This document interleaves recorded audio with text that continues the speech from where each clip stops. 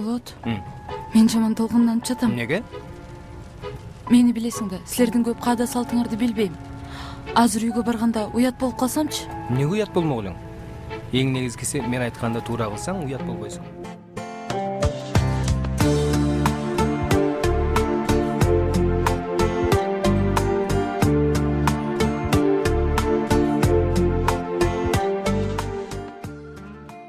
Болот мырза, саламатсызбы?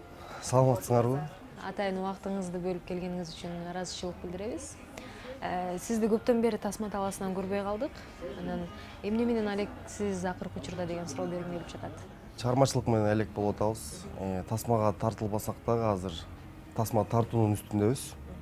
Буюрса жакында бир жаңы проект алып чыгабыз. Жанр боюнча мелодрама. Ошонун алкагында иштеп атабыз азыр. Андан тышкары ырчыларга жардам берип жүргөнүңүздү билебиз. Продюсердин ролун аткарып жатасызбы? Продюсер эмес, менеджер элем. Илич Бейшенбеков деген ырчы жигитке өзүмдүн жакын досум. Институт искусствода чогуу окуганбыз, ошол жактан таанышканбыз. Болот мырза, эми суроолорум ар тармактуу болсун. Алгачкы суроолорумдун бири өткөн күндөрүңүздү эстегенде эмнени өзгөрткүңүз келет? Врачтын, педиатрдын билимин алмакмын, балдардын детский врачтын.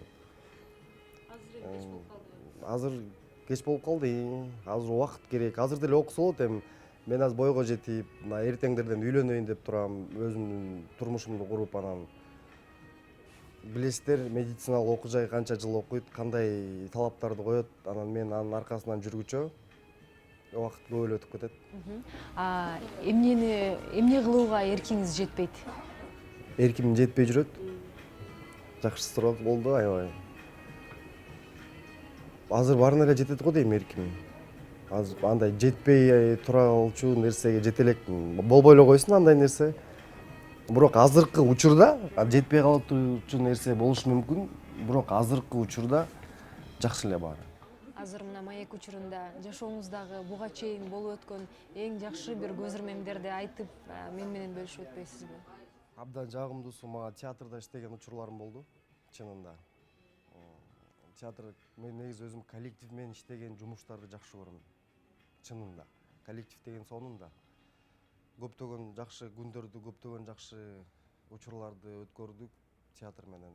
Спектакльдерди ойноп жүргөн кездерде ошол эки 3 ай, 4 айлап ызы-чуунун үстүндө даярданып койгон спектакльдерибизди эл көрүп, өйдө туруп кол чапкан ошолор мен үчүн аябай көз алдымда бар дагы эле.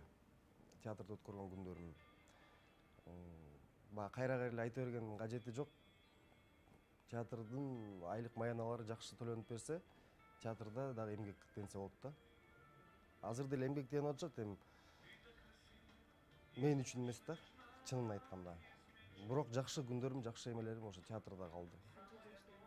Театрда 3,5 жыл эмгектендим. Болотбек мырза, лотерея ойночу белеңиз? Кадимкидей эле лотереябы? Лотерея ойночубуз, ооба, мурда ойночубуз, лотерея. Семейный лото ойночубуз. Айтсаңыз анда, лотереядан $1,000,000 утуп алсаңыз, эмнеге жумшамаксыз? Лотерея эмес, башка деле мен өзүмдүн студияман деле эме кылган кирешеден, мисалы үчүн мен кайрымдуулукту жакшы көрөм, чынында. Кайрымдуулукту жакшы көрөм. Мен баарын салбайт болчумун. Баардык $1,000,000'дун баарын кайрымдуулукка бербейт болчумун. Какой-то процентин курмандыкка чалмакмын. Какой-то процентин өзүмдүн жеке жашоомо жумшамакмын. Кыялданып алсаңыз болмок.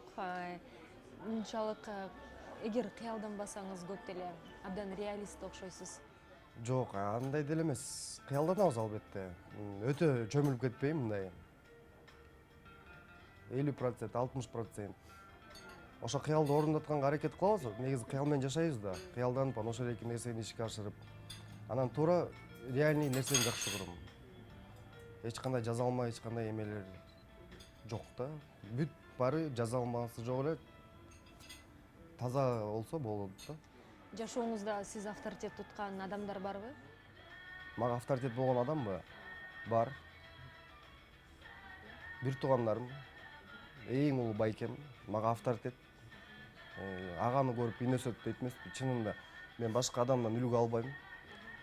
Башка инсандан үлгү албайм. Мен ошо эң улуу байкемден үлгү алам. чынында мага опора да. Мен андан ал мага үйрөтпөйт, эчтеке дебейт. Бала кезден баштап, мен кичинекей кезден баштап мага бир да жолу катуу айткан эмес. Болгону эле мен ал адамдын баскан турганынан, кылганынан, өзүнүн үй бүлөсүнө, келинчегине, балдарына кылган мамилесинен, бир туугандарына кылган мамилелеринен эле мен мага жетет. Мен ошол эки агамдай болуп эле жашасам, мен бактылуумун. 24 сааттын ичинде кайсы убакыт сизге жакын, жакшы көрөсүз? Таңкы 5-те бербейсиң. Тамаша кечке мал. Ушу 8ден 12лерге чейинки убакыт. Ушундай малда мындай жеке жашоомдо, мисалы үчүн үйдө өзүмдүн жумуштарымды бүтүргөнгө, өзүм эмем кылганга мындай абдан кандай десем, мындай ээн убакытта өзүм ыңгайлуу убакыт, каалаганымды кылсам болот. Болотбек, кийинки суроом бир аз коркунучтуураак болушу мүмкүн. Айтсаңыз, жашаарыңызга аз убакыт калганын билсеңиз, жашооңуздагы эмнени өзгөртмөксүз, кантип жашамаксыз? Кээ бир жашагысы келген кээ бир адамдарга балким органдардын бирөөсүн берип коймокмун. Эгер билсем, мен өлөрүмдү билсем, уже жараткандан уруксат алып туруп, донор болуп кетмекмин. Качан мен жашабасам да сен жаша деп бирөөгө. Ориентациясы башка адамдарга кандай көз караштасыз? Жакшы эле көз караштамын. Эми ошондой болсо эмне болуп турам? Эми табияттан ошондой жаралып атсам эмне кыласың? Мисалы үчүнчү, өздөрү ошондой болуп атса, аны эч ким мажбурлаган жок, өзүн өзү кылып атат ал. Өзүнүн азабын өзү тартат ал. Ар ким адам өзүнө өзү жооп берет да, мисалы үчүнчү. Ал адамдар өздөрүнө өздөрү жооп берет. Эми ал азыркы жашоодо, бул жалган жашоодо ар ким ар кандай жашайт да.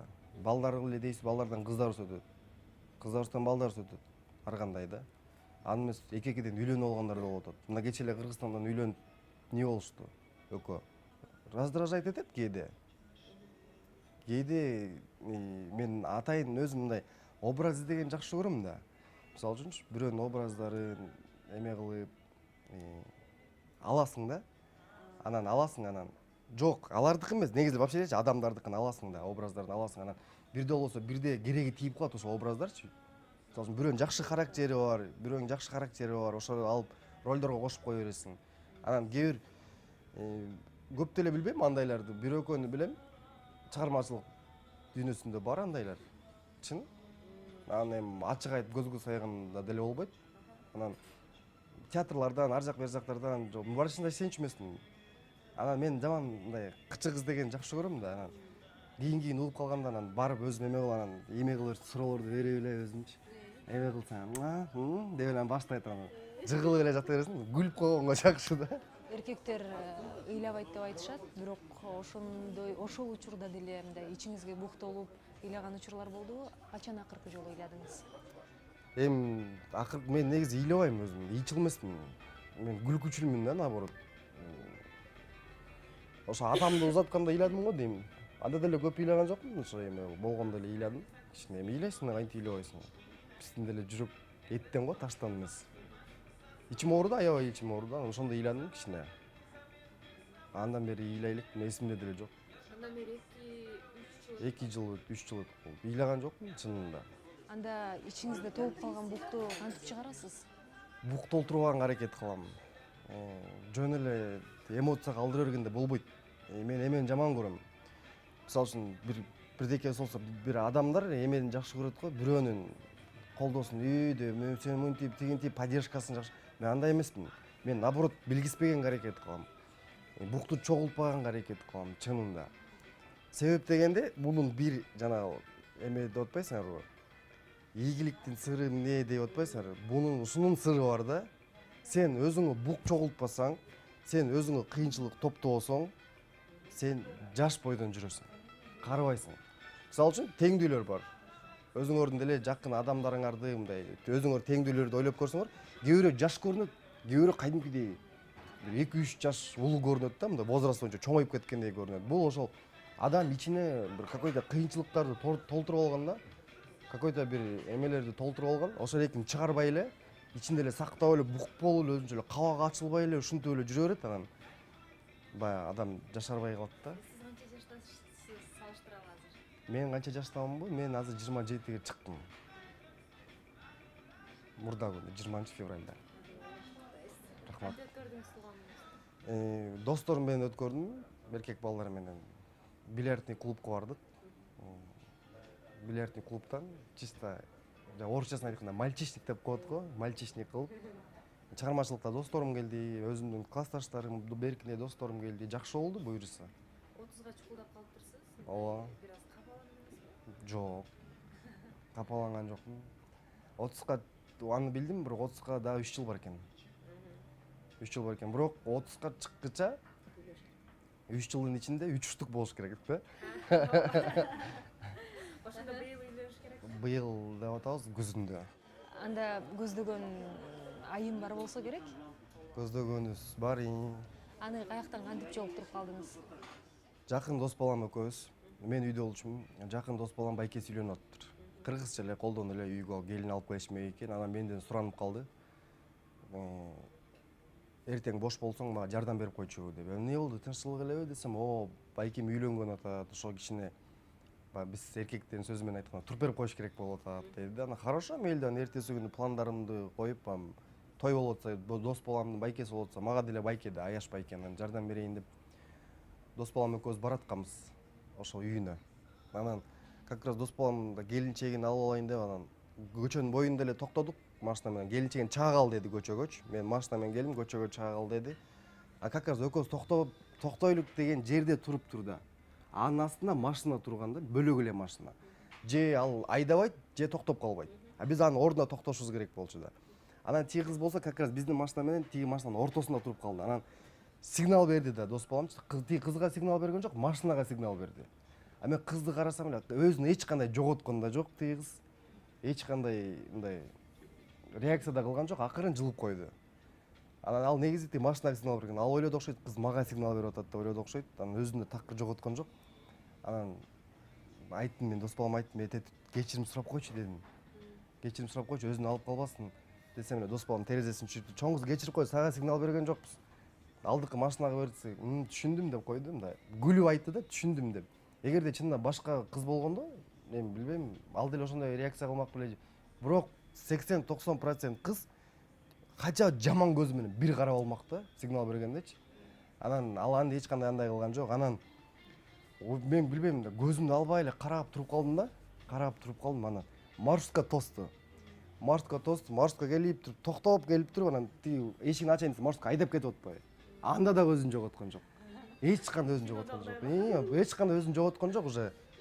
Мен шок болуп калдым ал кыздын эмесине, мүнөзүнө элечи. Мен көрүп турат, көзүнөн көрүп турам. Анан түштүм. Машинадан түшүп басып барып эле чоңго сүрдөдүм кайдымкидей эле. Чоңго сиздин номериңизди алайынбы десем эле, мени монтип карап, орусча сүйлөдү мага. Я вас знаю дейт. Анан да, я тоже знаю дедим. Что вы знаете? Десем анан номериңизди алайын десем, колуман телефонду алып туруп эле номерин жазып берди да. Как раз номер жазып атканда маршрутка келет. Аны да көрдү да, маршрутканычы. Монтип көзүн карады, мен көзүн карап турам да, монтип маршрутканы карады да, телефон жазып колума карматты да, маршрутка отуруп кетип калды. Анан атында билбейм, сохранить этип койдум да, анан карасам WhatsApp'та бар экен да. Анан WhatsApp'тан жаздым, мен чалсам болобу десем, конечно, чалыңыз дейт. Анан ошону менен эле чалып сүйлөшүп. Анан ошончолук таанышып, жакындан билгенде ошондой токтоо, ошондой кыз бекен чын эле? Чынында ошондой экен, абдан оор бастырыктуу экен. Жашоо турмушка абдан эле көзү каныгып калган кыз экен.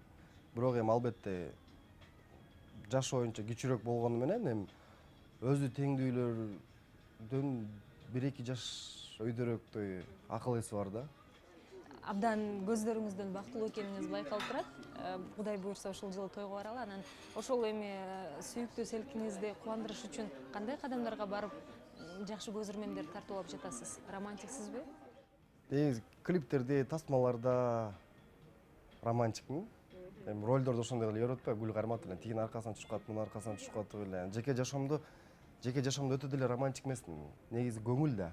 Негизи көңүл буруп туруш керек кыз кишигечи.